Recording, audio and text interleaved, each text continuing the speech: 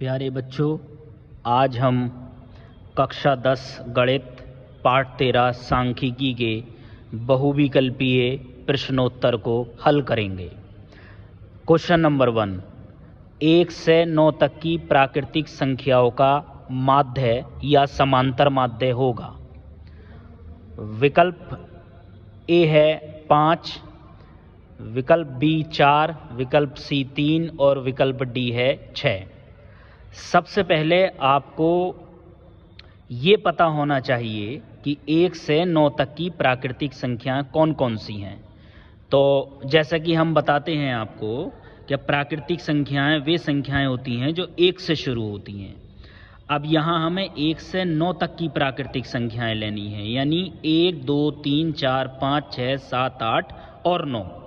अब इसका हमें माध्य निकालना है, माध्य या समांतर माध्य। इसका फॉर्मूला होता है, इसका सूत्र माध्य बराबर पदों का योग बटे पदों की संख्या। अब जितने भी ये पद हैं इन सब का योग कर देंगे, 1 + 2 + 3 + 4 9 तक, और इनके भाग में लिख देंगे 9, क्योंकि यहाँ पर जो टोटल संख्याएं हैं ये 9 हैं। अब 1 से लेकर 9 तक की संख्याओं को जब आप जोड़ेंगे तो ये आएगा इनका जोड़ 45 भाग 9। 9 से जब आप 45 को भाग करेंगे, 9 पंजे 45। अब ये विकल्प ए आपका सही है, क्योंकि इसका आंसर 5 आ गया। क्वेश्चन नंबर 2, इसी तरह का क्वेश्चन है ये। 1 से 10 तक की धनात्मक सम संख्याओं का समांतर माध्य होगा। ये इसके विकल्प दे रखे हैं। अब जैसे यहाँ पर आपने सॉल्व किया था 1 से 9 तक की प्राकृतिक संख्याएं, यहाँ है 1 से 10 तक की धनात्मक सम संख्याएं। आपको पता होगा सम संख्याएं वे संख्याएं होती हैं जो 2 से विभाजित हो जाती हैं। 2, 4, 6, 8, 10, इन्होंने 10 तक ही कहा है तो आपने 10 तक ले लिया। समांतर माध्य पदों का योग बटे पदों की संख्या, 2 + 4 + 6 + 8 + 10 बटे में 5। 5 क्यों लिखा? क्योंकि यहाँ पर जो संख्याएं हैं ये सिर्फ 5 हैं, 1, 2, 3, 4, 5। तो 2 से 10 तक आप जब जोड़ेंगे तो ये आएगा इनका योग 30। 30 को 5 से जब आप भाग करेंगे तो 6 आएगा। 6, ये विकल्प नंबर डी सही है। इसके बाद बिल्कुल इसी तरह से एक सवाल हमने आपको खुद करने के लिए दिया है। जैसे हमने 2 सवाल कराए हैं, ऐसे ये तीसरा सवाल हमने इसी जैसा लिखा है।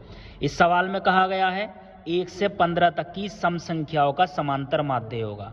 ये 4 हमने विकल्प दिए हैं, आप इनको सॉल्व करें और उसके बाद ये बताएं आंसर क्या आएगा।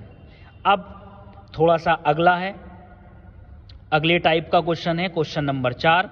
यदि 7, 13, 20, 17 तथा 3x का समांतर माध्य 18 है तो x का मान होगा।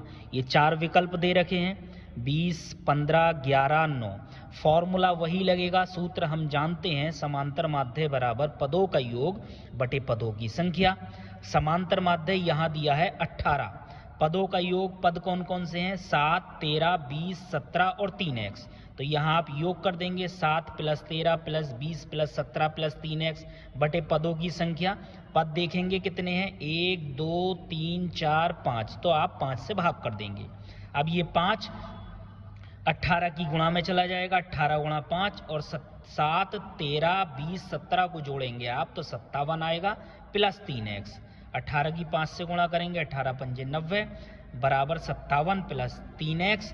90, ये 57 राइट हैंड साइड में है, इसको लेफ्ट में ले जाएंगे, माइनस का 57 हो जाएगा बराबर 3x। 90 में से 57 को माइनस करेंगे 33, 3x बराबर 33, x बराबर 33 बटे 3, 3 से 33 को भाग करेंगे तो 11 आएगा। 11 आपका विकल्प नंबर सी पर है, तो आप लिख देंगे विकल्प नंबर सी सही है। इसी तरह से हमने 2 सवाल दिए हैं। जैसा ये सवाल है आपका क्वेश्चन नंबर 4, इसी तरह से आपको प्रैक्टिस के लिए 2 सवाल दिए हैं। क्वेश्चन नंबर 5, यदि संख्याओं 7, 8, x, 11, 14 का माध्य x है तो x का मान होगा। ये 4 ऑप्शन है, option number A 9, option number B 10, option number C 10.5, option number D 11।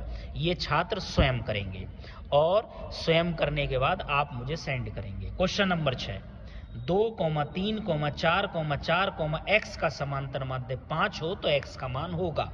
इसमें भी विकल्प दे रखे हैं, option number A 10, option number B 11, option number C 12, option number D 13। ये भी आप खुद सॉल्व करेंगे इस सवाल को, इसी की तरह है ये। अब ये जो चैप्टर है सांख्यिकी केंद्रीय प्रवृत्ति की माप, इसमें आप 3 चीजें पढ़ते हैं। क्वेश्चन नंबर 7 पढ़ने से पहले मैं बता दूं, नोट, माध्य, इसका दूसरा नाम है समांतर माध्य, माध्यक यानी कि माध्यिका तथा बहुलक, ये तीनों केंद्रीय प्रवृत्ति की मापें हैं। अब इससे रिलेटेड हमने कुछ एक क्वेश्चन यहाँ दिए हैं, जैसे केंद्रीय प्रवृत्ति की माप है बारंबारता, माध्य, माध्यक, ऑप्शन नंबर डी है बी तथा सी दोनों। अब यहाँ मैंने बता दिया माध्य, माध्यक और बहुलक केंद्रीय प्रवृत्ति की मापें हैं। अब यहाँ ऑप्शन में देख रहे हैं माध्य भी है केंद्रीय प्रवृत्ति की माप और माध्यक भी है, तो आप ये कह सकते हैं बी और सी दोनों ही इसके सही आंसर है, यानी कि option number D is correct. इसके बाद क्वेश्चन नंबर 8 है, जिसमें कहा गया है केंद्रीय प्रवृत्ति की माप है। बिल्कुल ये भी इसी जैसा सवाल है। ऑप्शन नंबर ए बारंबारता, ऑप्शन नंबर बी संची बारंबारता, ऑप्शन नंबर सी वर्ग अंतराल, ऑप्शन नंबर डी बहुलक। तो इसमें आपको अभी बता दिया गया है माध्य, माध्यक और बहुलक के केंद्रीय प्रवृत्ति की मापें हैं, तो ऑप्शन नंबर डी इसका ठीक हो जाएगा।